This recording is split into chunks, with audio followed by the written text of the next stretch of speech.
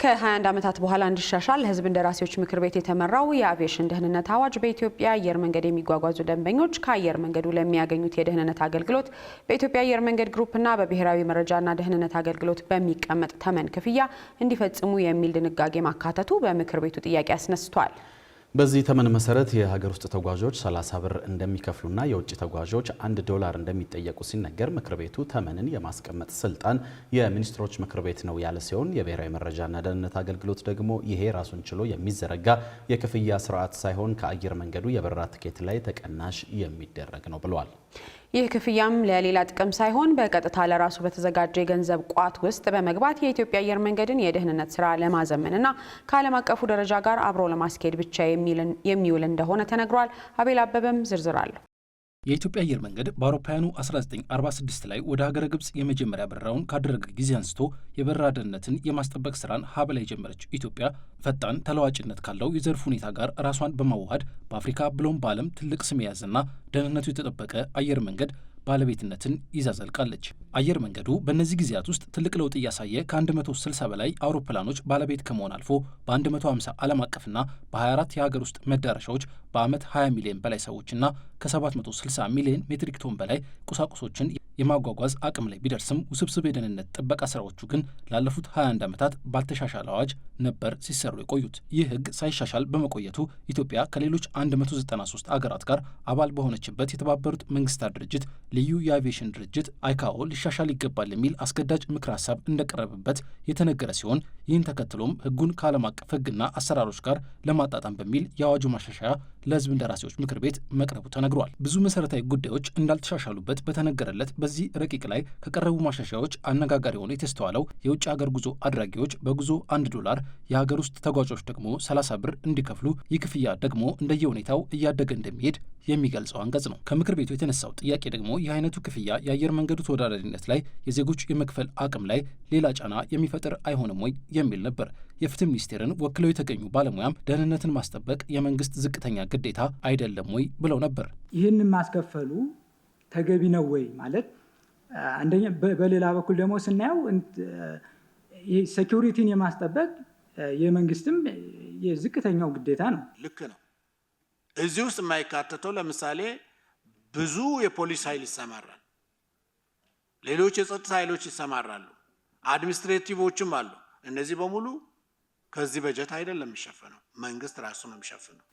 ይህን ሁሉ ወጪው ኦልሬዲ በሌላ ሳይድ እየተሸፈነ እቺ ትንሿ ቅድም ያልናት በቴክኖሎጂ ኤርፖርቱን የማዘመን ስራ ላይ ሞር እዛ ላይ ያተኮረ ክፍያ እንዲከፈል ስለሆነ ያንን ታሳቢ ያደረገ ክፍያ ነው የምንከፍለው። ሳውዝ አፍሪካን ብንወስድ ለምሳሌ ዶሜስቲክ ዋን ዌይ ጉዞ ብቻ $4.77 ያስከፍላሉ። ዶሜስቲኩ ለዶሜስቲክ ለኢንተርናሽናላቸው $13 ያስከፍላሉ። ሳውዝ አፍሪካ የኛ ኢትዮጵያ አየር መንገድ ናሽናል ኬረራችን ነው። የኢትዮጵያ ናሽናል ኬረር ነው። ከዚህ ናሽናል ኬረር ጋር የተደረገ ውልና ስምምነት ሌሎች ኦፕሬተሮች ላይም ይተገበራል ማለት። ብሔራዊ መረጃና ደህንነት አገልግሎት በዚህ ጊዜ መንግስት ይህ ማሻሻያ እስከተደረገበት ጊዜ ድረስ ለዘርፉ እያደረገ ስላለው ከፍተኛ ኢንቨስትመንት ሲያስረዳ ለአብነትም ቦሌ ኤርፖርት ዙሪያ እስከ 10 ኪሎ ሜትር ድረስ ቁጥጥር የሚደረግበት ጂኦተርማል ካሜራ እንዲሁም የድሮን መከላከያ ቴክኖሎጂ በመንግስት ወጪ ተገጥሞ ከፍተኛ የደህንነት ቁጥጥር ስራ እየተደረገ መሆኑን አንስተዋል። የደህንነት ተቋሙ ከኢትዮጵያ አየር መንገድ ግሩፕ ጋር በመሆን ይደነግገዋል በተባለው የደህንነት ጥበቃ ክፍያ ዙሪያ የተነሳው ሌላ ሀሳብ ደግሞ ክፍያን የመተመን ስልጣን ለሚኒስትሮች ምክር ቤት በአዋጅ የተሰጠ ሆኖ ሳለ ተቋማቱ ይህንን ድርሻ ለምን ወሰዱ የሚል ነው። መንግስት የፋይናንስ አስተዳደር አዋጅ 648 የሚባለው 2001 ላይ የወጣው ማለት ነው። እሱ ደግሞ የአገልግሎት ክፍያ የሚወሰነው በሚኒስትሮች ምክር ቤት ደንብ ነው ይላል። ራሳቸው የሆነ ጊዜ የሚተምኑ የሆነ ጊዜ ዝቅ የሆነ ጊዜ ከፍ የሚያደርጉ ከሆነ ከተጠያቂነትም አንጻር ጥሩ ላይሆን ይችላል። ሌላ ህግ ወጥቶለት ሌላ የክፍያ ስርዓት ተዘርግቶለት ወይም ሌላ ደረሰኝ ተቆርጦለት የሚመጣ ነገር አይደለም።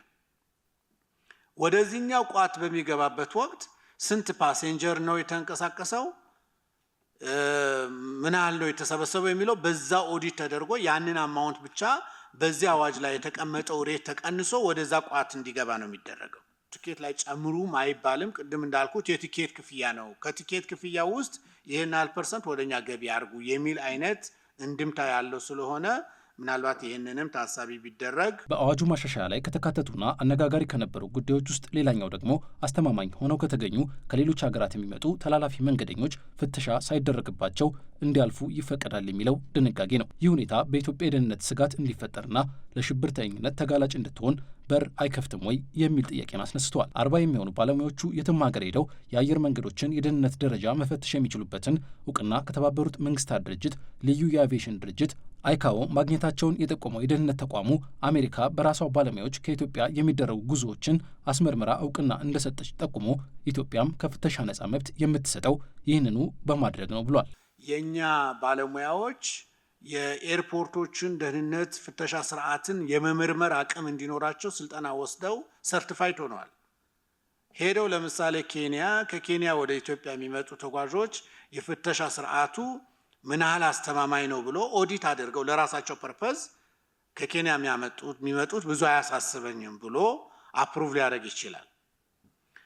ሁለቱ ተቋማቶች ቢስማሙም፣ ሁለቱ ሀገሮች ቢስማሙም አይካኦ ይሄ ነገር ልክ ነው ብሎ ካላረጋገጠው በስተቀር ስራ ላይ አይውልም። በዚህ ጊዜም የዚህ አዋጅ ማሻሻያ በዓመት 20 ሚሊዮን ሰዎችን የሚያስተናግደውን የቦሌ አውሮፕላን ማረፊያን ብቻ ሳይሆን ግንባታ የተጀመረውን የቢሾፍቱ አውሮፕላን ማረፊያን ከ100 ሚሊዮን በላይ ደንበኞች የማስተናገድ አቅም ታሳቢ ያደረገ ነው ተብሏል።